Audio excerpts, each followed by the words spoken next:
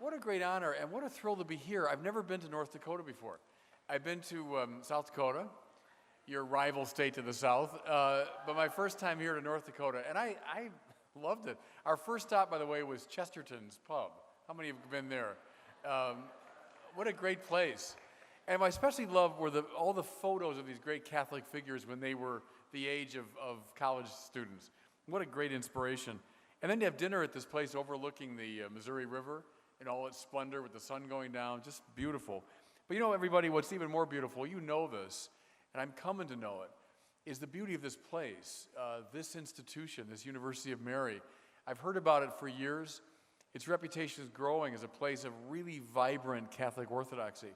And so what a thrill, not only to be here, but then to receive this wonderful award. So I just want to express my gratitude to everybody, especially to Monsignor James. So God bless you. And they've asked me to talk tonight about new evangelization and new media.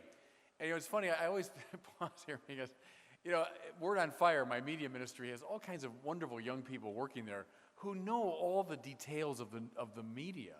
If you said to me now, oh, put that up on YouTube, I wouldn't know how to do it. I mean, honestly, I have these great kids who know how to do all that. So I always feel a little bit incapable of speaking about the technical side of the new media.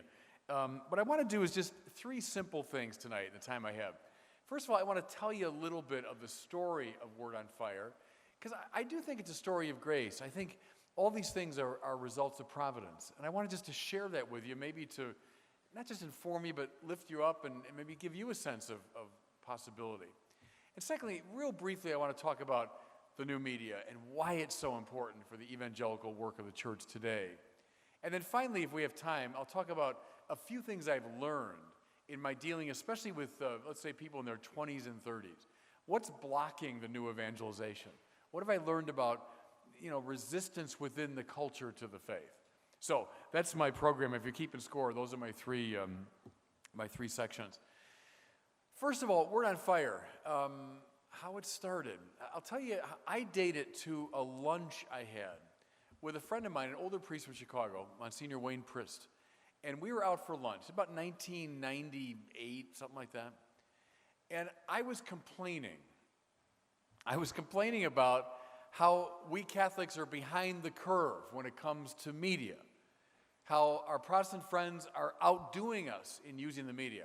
How the great pioneer, Fulton Sheen, our great hero, but after Sheen, we dropped the ball. What are we doing? Blah, blah, blah, right?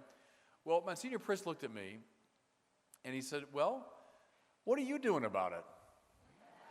Just like that. And I said, well, what do you mean? I mean, I'm a seminary professor. I'm here to teach and to write books. And well, then stop complaining about it, he said.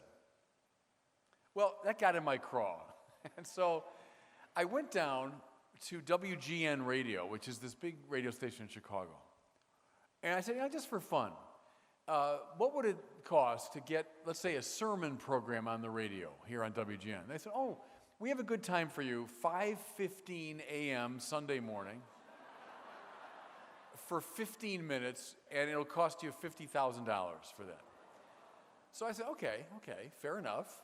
So I first went to the Archdiocese, and mind you, I'm not blaming the poor Archdiocese, you know, but I went there and I said, hey, any chance I get some support, you know, from the diocese for this?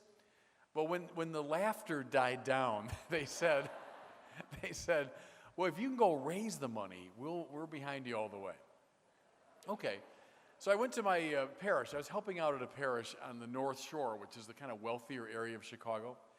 And I told them the story I just told you. And I said, you know, if I could get $50,000, I can get on the radio. So God bless them. They gave me the money. We raised the $50,000. So I was on WGN for this first year. And one thing I discovered was there are a fair amount of people up at 5:15 on Sunday morning. In fact, a lot of truckers going through Chicago would hear me. Anyway, I think for about 3 years we did that. So every year I had to raise the 50, then it moved up to like 60 or so, but I managed to raise the money. But then Relevant Radio, do you have that up this way?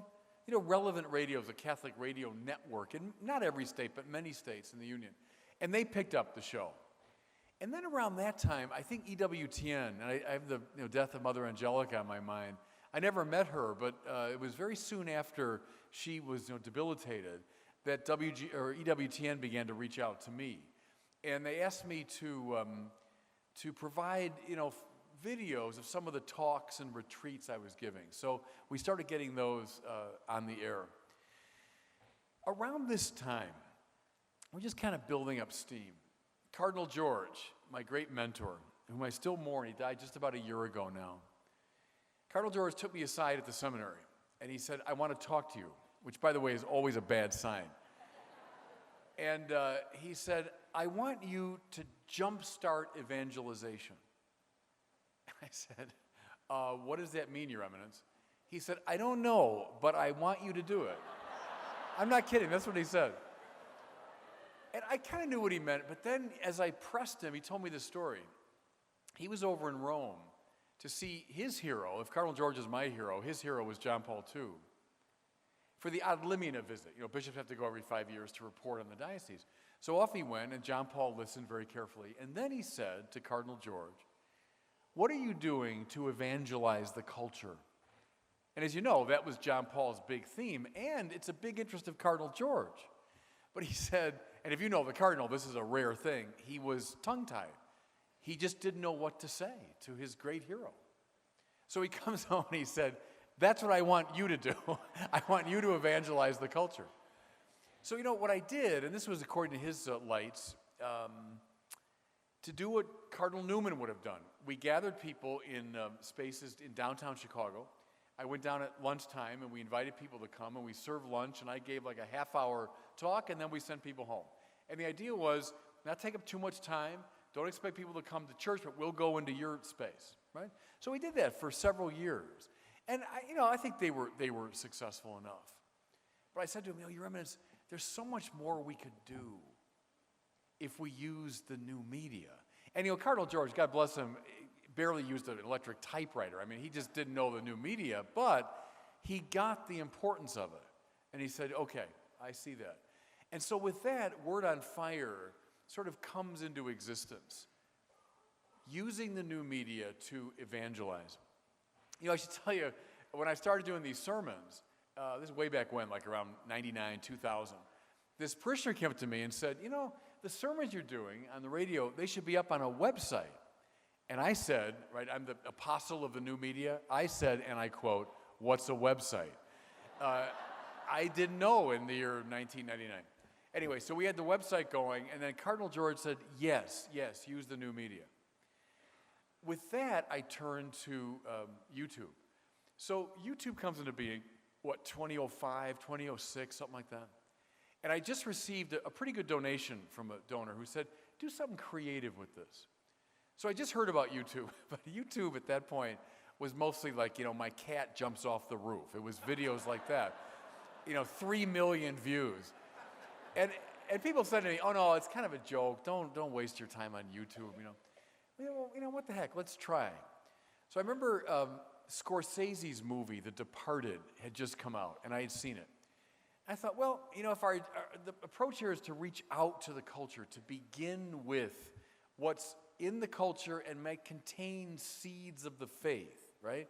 So we sat down in a kind of a theater setting, like Siskel and Ebert. That was kind of the inspiration. And I just talked about this movie, certain religious themes in it about evil and sin and grace, et cetera, et cetera. And we put it up on YouTube. I remember distinctly when it reached 100 views, we were thrilled. We were. And I remember the first video of mine to reach 300 views. My friends were calling, we got 300 people. I mean, I didn't know if anybody would watch. I didn't know if my mother would watch. And she doesn't, though. My mother doesn't have a computer. She doesn't watch. One time, my mother, I was at her place, and she says, Bobby, do you think you're a little overexposed? Yeah, I probably am, Mom. I probably am. Anyway, she doesn't watch, though. But we gradually began to build an audience. And I'll tell you how we did it, I think. It was through the comments. At first, I didn't know you could make comments on YouTube videos. Well, I found out. And I love this, actually. I've learned to love this.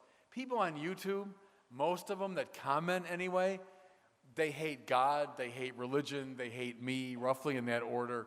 And most of the comments, 90% were very negative. And at first I'm like, oh my gosh, but then I thought, no, this is good, this is good. It means we're getting out of the church, we're getting out beyond the choir, we're actually reaching the unchurched.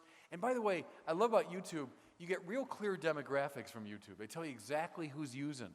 Our videos are watched predominantly by young men in their 20s and 30s. Well, these are the people the church can't reach. And they're on there with all kinds of macho energy. I knew they were men, even though they're not putting their names, because they're all full of, take me on kind of energy. Well, but you know what I like? Because I've got a little bit of what the French call the joie de combat, the joy of the battle. And so I get on there, all right, and I would, make a response. Now, mind you, I'm not, tit for tat here. I would make an argument trying to answer them. And in time, some of these long arguments began to unfold. Fair enough. People that would never darken the door of one of our institutions, but now are in dialogue with a Catholic priest about some serious matters. So the YouTube videos began gradually to gain an audience. I'll tell you two quick stories about the impact of it and why I like it so much. There's a young guy wrote me, and he said, "Dear Father Barron, I hated the Catholic Church, and I hated priests." It's probably at the height of the scandals and all that stuff. But he said, "But I love Bob Dylan." Well, and I'm a big Bob Dylan fan, and I'd done about 4 or 5 videos on Bob Dylan songs to show how biblical they are, etc. Okay, so he said, I was Googling Bob Dylan one night, and up comes your video, one of your videos. And he said, "The minute I saw you with a Roman collar on, I wanted to delete you." Star D or whatever. But he said, I actually watched the video, and I liked it. I like what you said. So it led me to another one of your Bob Dylan videos, and then to a third and a fourth, and then I began watching other videos of yours, and then it led me to your website, which led me to books of yours and articles. And now, mind you, this is not typical. It's not typical, but it's a great story. He said, and now, he said, "Father Barron, believe it or not, I'm in the RCIA program." Now again, it's thank God, and it's not typical. Like everyone that watches joins the church. But what I loved about that was, again, here's a young man who would never have darkened the door of any of our institutions, but through this great gift of the new media, I was able to reach out in this kind of seed-sowing way. I didn't know where these seeds land, but this one seed landed with this kid and brought him to the church.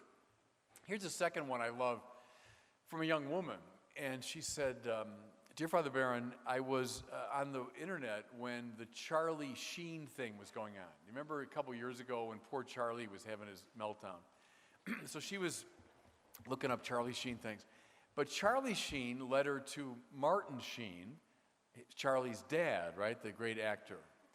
Well, Martin Sheen led her to Fulton Sheen, because Martin Sheen took his name from Fulton Sheen. He admired him so much.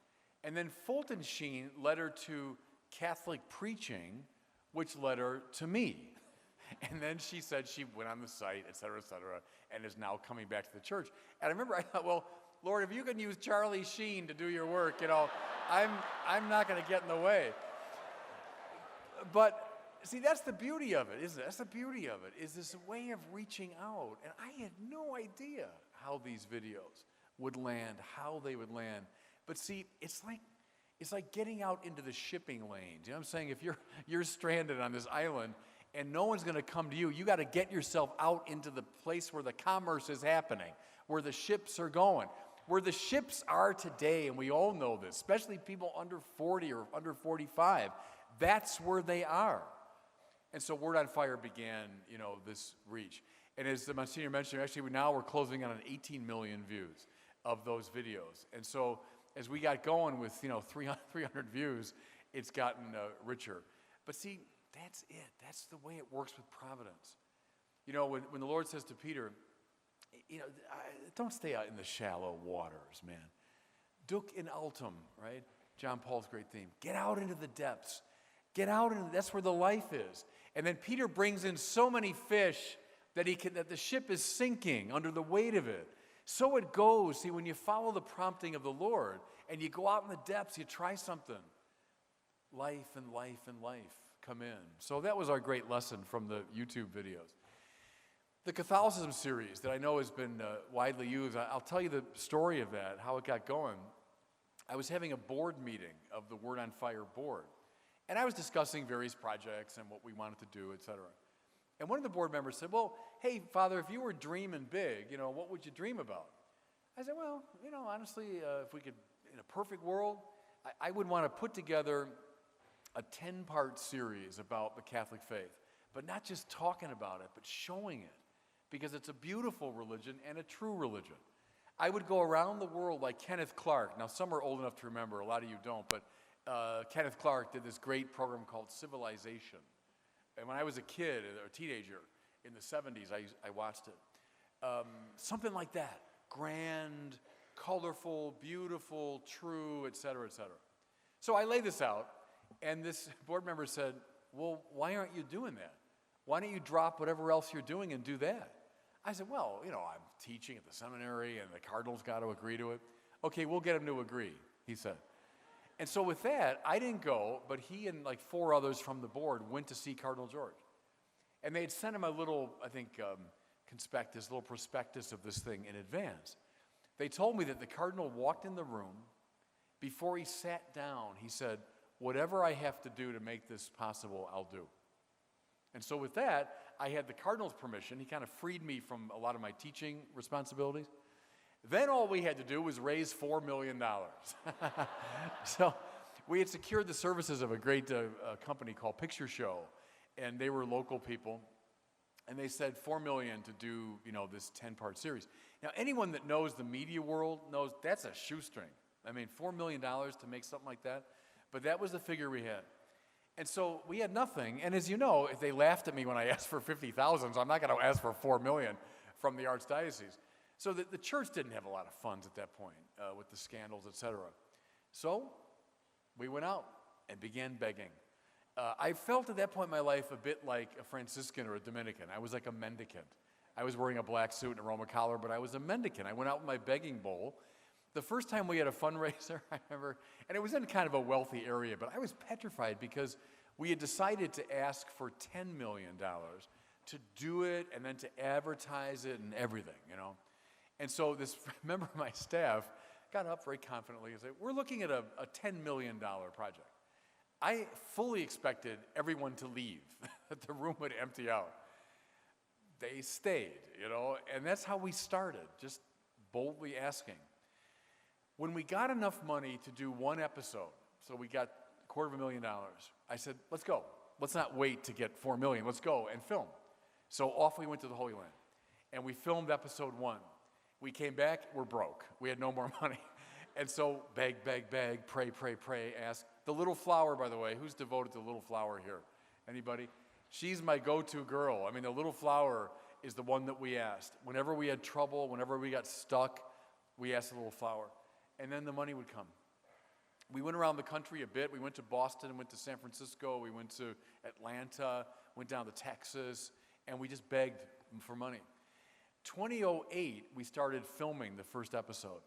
And remember, fall of 2008, the economy collapsed. And so a lot of my donors said, Father, I'm afraid I can't support you now. So we just kept begging, kept asking, and the money would gradually come in, and eventually we finished that project. When we were doing it, and here I think is an important lesson from Word on Fire, I kept saying, I want this to be at a PBS level of quality.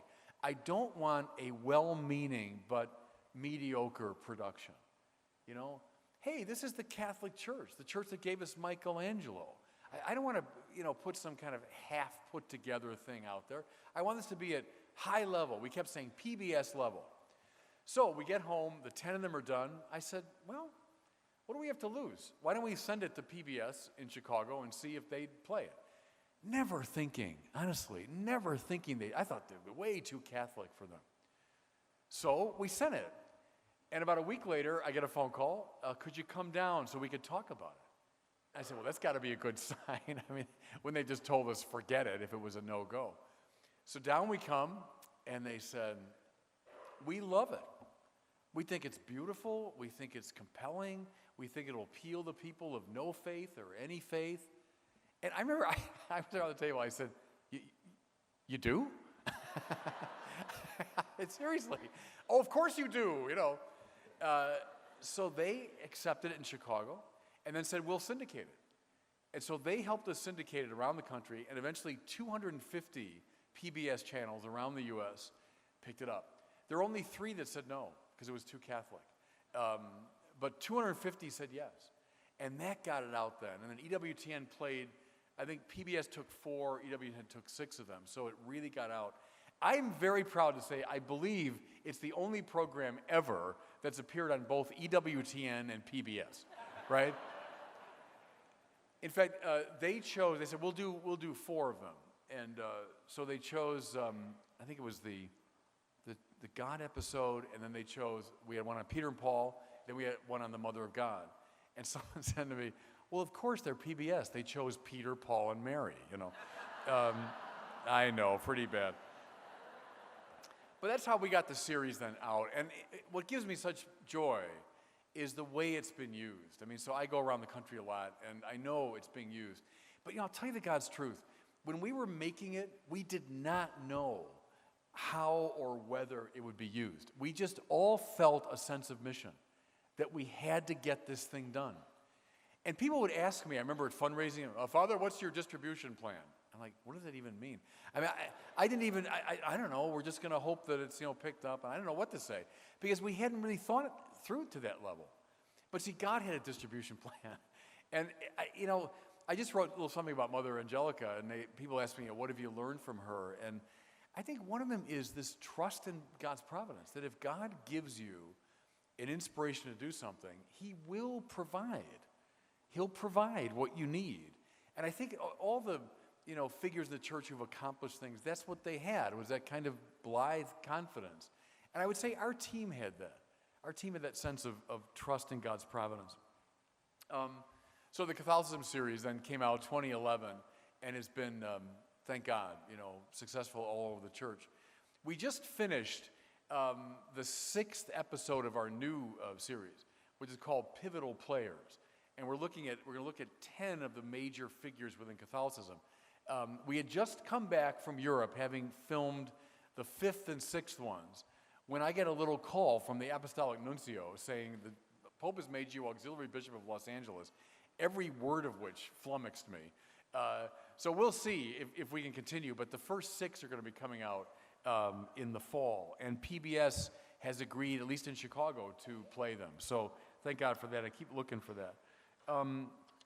Let me say just a couple of quick words, everyone, about the new media, some stats, why the church has to be in these shipping lanes, why the church has got to insert itself. Think about this. More people in the world own a cell phone than own a toothbrush. That's true. 4 billion people own cell phones. They estimate 3.5 billion have toothbrushes. Facebook is the most popular website in the world. It's got 1.6 billion users. Think of that as a percentage of the whole population of the world. How about this? 1 billion people log onto Facebook every day. Every day, 1 billion people log in. The average Facebook user logs in 14 times a day. That's how it's being used. I love this. Every Sunday in the U.S., 5 times as many Catholics log into Facebook as attend Mass. That's not what the Vatican II fathers wanted, by the way, but we should be attentive to that. How about Twitter? 1.3 billion users of Twitter. Users send 500 million tweets per day. The Pope, of course, is now involved in this too. How about YouTube? Users watch more than 4 billion video views per day on YouTube. 6 billion hours of video per month. Every minute, more than 300 hours of new video is added to YouTube. You know, when it was the cat jumps off the roof and we all thought, what a silly little thing. Ay, ay, ay. What a juggernaut YouTube is. And it reaches far more 18 to 34-year-olds than any cable network in the U.S. I mean, so if you're targeting, as we are at Word on Fire, very much targeting 20-somethings, 30-somethings, that's a way to do it. The point there is very simple. It would be ridiculous for the church not to be involved in this world. Are there dangers? Yes, of course there are. And that could be another talk, what the dangers are. But it seems to me it would be self-defeating in the extreme if we, during this time of new evangelization, don't use this tool that's been given to us. Is it being used in corrupt ways? Of course it is. So are telephones. We're going to stop using telephones? You know, everything is corrupted. That's the way the world goes. But this is a vehicle that Fulton Sheen would have given his right arm to have, right? You put a YouTube video up, it's 24/7 all over the world. Permanently. That's access that no evangelist in the history of the church has ever had. That's why the revolution we've seen the last 20 years is comparable only to the Gutenberg revolution, it seems to me. If we're not there, if we're not in the midst of that, we're missing a huge evangelical opportunity. So that's where we've come from. That's what we've been able to do. And so, listen, in the remaining time, what I want to do is talk real briefly about some of the things I've learned doing this ministry. What's blocking evangelization? What are more creative paths? What's working, what's not working, etc. Okay? Here's lesson one that I've learned. I think the good evangelist should lead with the beautiful. The good evangelist should lead with the beautiful. You know, in our postmodern time, people are very wary of claims to truth and goodness, right? If you say, hey, this is true, you should believe this, what happens? All the hackles go up. Hey, who are you to tell me what's true? Don't tell me what to think. Even worse today, hey, this is good, and you ought to be doing this, or you ought to stop doing what you're doing because it's not good. How's that go over? You know, I mean, the defenses go right up. Who are you to tell me what's good? But there's a third transcendental, you philosophers know, right? The good, the true, and the beautiful. It'll lead, by the way, to the good and the true. I'll get there. It'll lead to the good and the true. We're not bracketing it. We're not eliminating them. We're just bracketing them for the moment. Catholicism is a beautiful religion.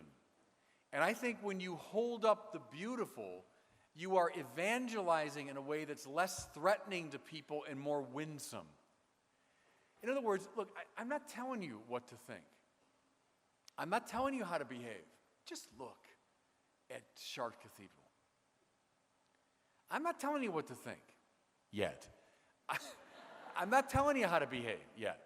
But look at Sainte-Chapelle.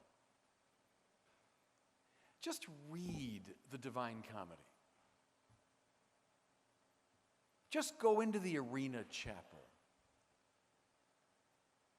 Just look at the Mother Teresa sisters going about their work in the worst slum in the world. I'm not telling you what to think. Just look. Look. See, and the wager is that the beautiful will lead you to the good and the true because you're going to ask, what made that possible?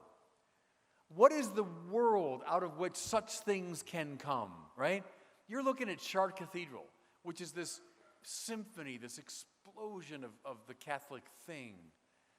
Where did that come from? What made that possible? Okay, let me show you. What's the community? What's the mode of behavior out of which something like that emerged? Let me tell you. The beautiful leads to the good and the true. I don't know, I saw his picture at Chesterton's, by the way, the great Evelyn Waugh. Have you read Brideshead Revisited?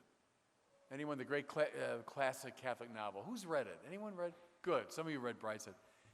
Brideshead Revisited is a great example of evangelization. Because Charles Ryder, who's the narrator of the story, is like a lot of people today. He's a cool agnostic. What leads him to Brideshead? So Paul says Christ is head of his bride, the church. So brideshead stands for the church. What leads him there?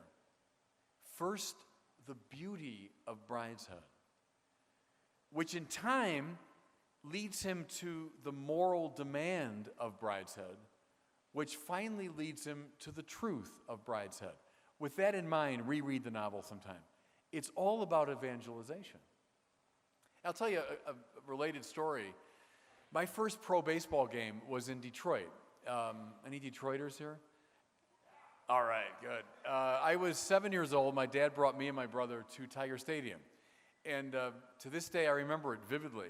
We came up out of the bowels of the stadium into lights like these, bright lights, on the green field and the really white uniforms of the Tigers.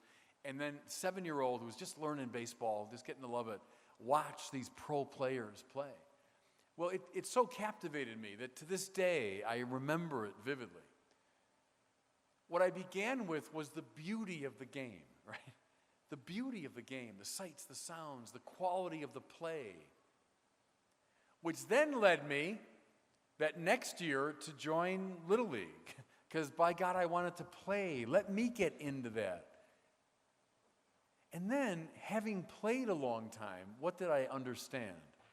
I understood the truth of baseball from the inside. Does that make sense?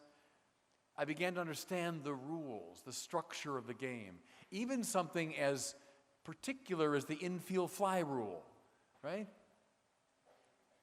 If you're teaching a kid baseball, how don't you begin? You don't begin with the infield fly rule, right? Now, let me tell you, first of all, there's the infield fly rule. No. You bring them out and show them the game. Then get him playing the game. And then from the inside, he'll learn to love and know the rules of the game. See, I think now, I'll speak my own generation, we came of age right after Vatican II. Vatican II was a missionary council, wasn't it? It was a missionary council. Go out, bring the Lumen to the gentes, bring the light out to the people. But see, when I came of age, the church had turned in on itself and debated with itself about sex and authority, for the most part. That's inimical to the authentic spirit of Vatican II, which was a missionary spirit, I think it was like a lot of people debating the infield fly rule.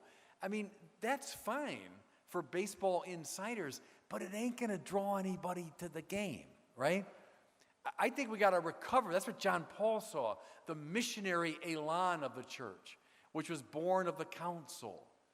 So that's lesson one that I've learned, is begin with the beautiful. That's the Catholicism series, everybody, right? Do you notice, by the way, I never broach hot-button issues. And people told me to do it. Oh, Father, you got to talk about, birth control, you got to talk about gay marriage. And I'm with the church on all these things and think they're very important, but if you're trying to evangelize, I said, I don't think so. I think we begin with the beauty of Catholicism, and we draw people into it, and we'll get there. You know what I'm saying? I'm not eliminating those issues by any means, but I think you get there more winsomely when you begin with the beautiful. Okay, lesson 2, and I promise I'm not going to, how much do I have, Monsignor? 10, all right, 10 more. Here's the second lesson, and I'm going to bang the podium as I say this. Don't dumb down the faith. Don't dumb down the faith. Yes.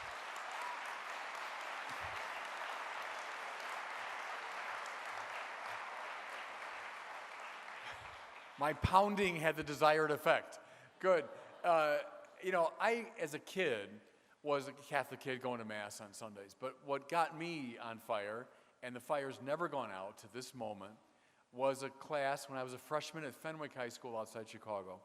And a young Dominican friar came in and taught us the 5 arguments from Thomas Aquinas for God's existence. And to this day, it's the grace of God. I mean, I don't know exactly why it happened, but it lit a fire in me of fascination.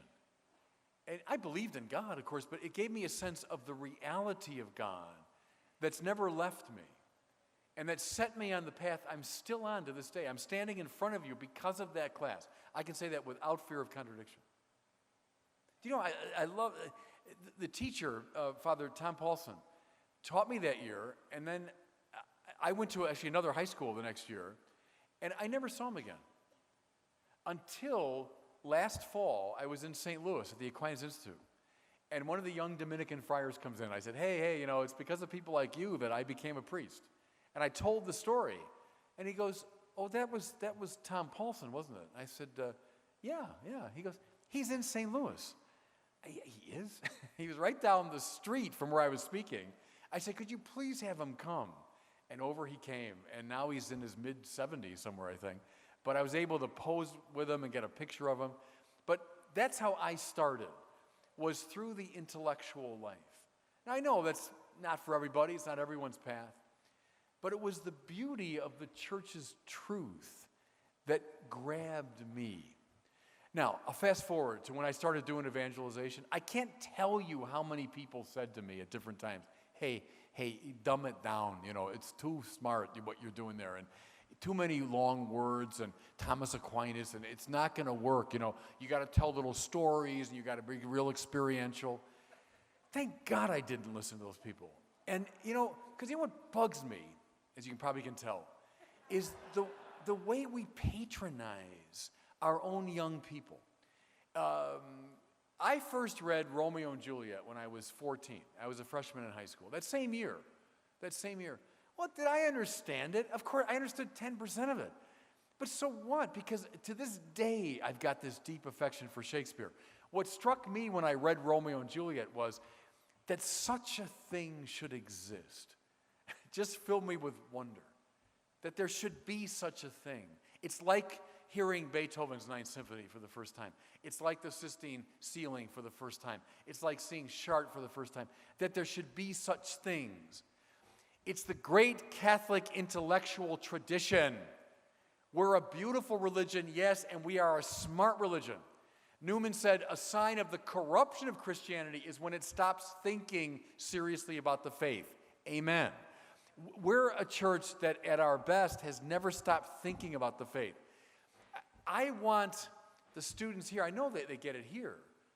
Aquinas and Augustine and Origen and Chrysostom and Jerome and Bonaventure and Anselm and Thomas Aquinas and Ignatius of Loyola and John Henry Newman and G.K. Chesterton. I want an immersion in these people. And don't tell me that kids or high school kids or college kids can't do it. They're reading Einstein in science. They're reading Virgil's Aeneid in Latin class. They're reading Hamlet in English class. And we're giving them pablum in religion. Does that bother you? It's bothered me for years. And the new evangelization has got to be a smart enterprise, or it's not going to be successful. Because I can tell you, my generation, an awful lot of people in my generation left the faith when they came of age, because a dumbed-down, childish Catholicism is not going to sustain an adult faith, right? And so we've got to be smart in our evangelizing. Okay, let me say one more quick thing, then I promise I'll stop. One thing I've learned.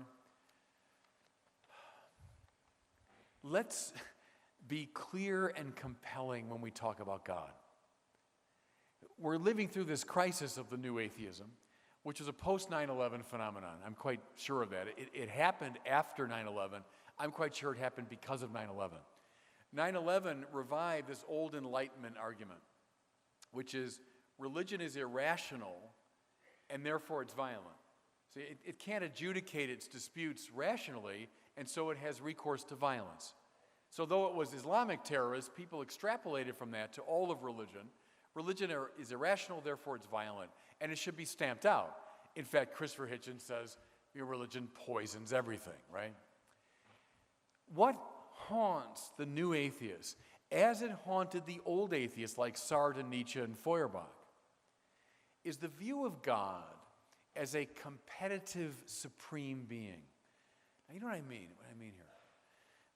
God is one more item among the things of the world. There's you and there's me and this place, and there's North Dakota, South Dakota, there's God, there's the sky. You see what I'm saying? As though God is one being among many. Maybe the biggest and most impressive, but one being among many. That God will always be construed as a threat to human flourishing, because we'll be competing with him in the same space. Remember Jean-Paul Sartre said, if God exists, I can't be free. But I am free.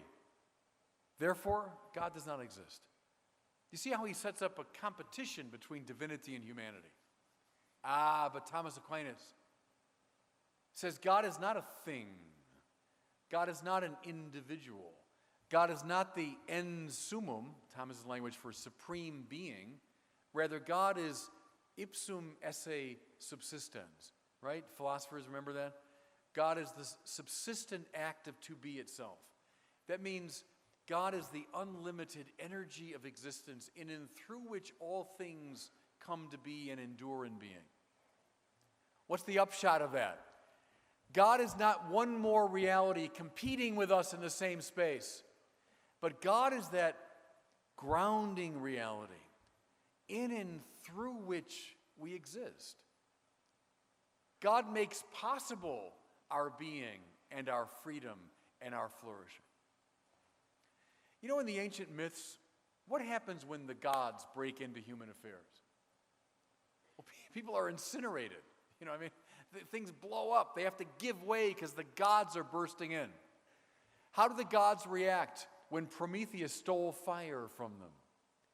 Not well, right? Because the divine and the human are competitors. But now go back to Exodus chapter 3. What does Moses see? But a bush that's on fire, but not consumed. The church fathers got that. That's a symbol of the true God. How come? Because when the true God, who's not a competitive supreme being, but ipsum esse, remember his name, by the way? What's your name? Which one are you? A lot of gods, which one are you? See? I am who I am. I'm not this or that. I'm not here or there. I'm not the God of this place rather than that. But my very nature is to be. Well, that's the God, listen now, whose presence to the world makes the world radiant and beautiful and does not consume it. That's the true God. That's the true God. The closer he comes to us, the more alive we are. Which is why in the 2nd century, Irenaeus of Lyon could say, Gloria Dei homo vivens, right? The glory of God is a human being fully alive. See, brothers and sisters, I think we got really bad at sharing the correct view of God. And what that gives rise to is an atheism old and an atheism new. We've got to bear the message of ipsum esse, I am who I am, the God of the burning bush.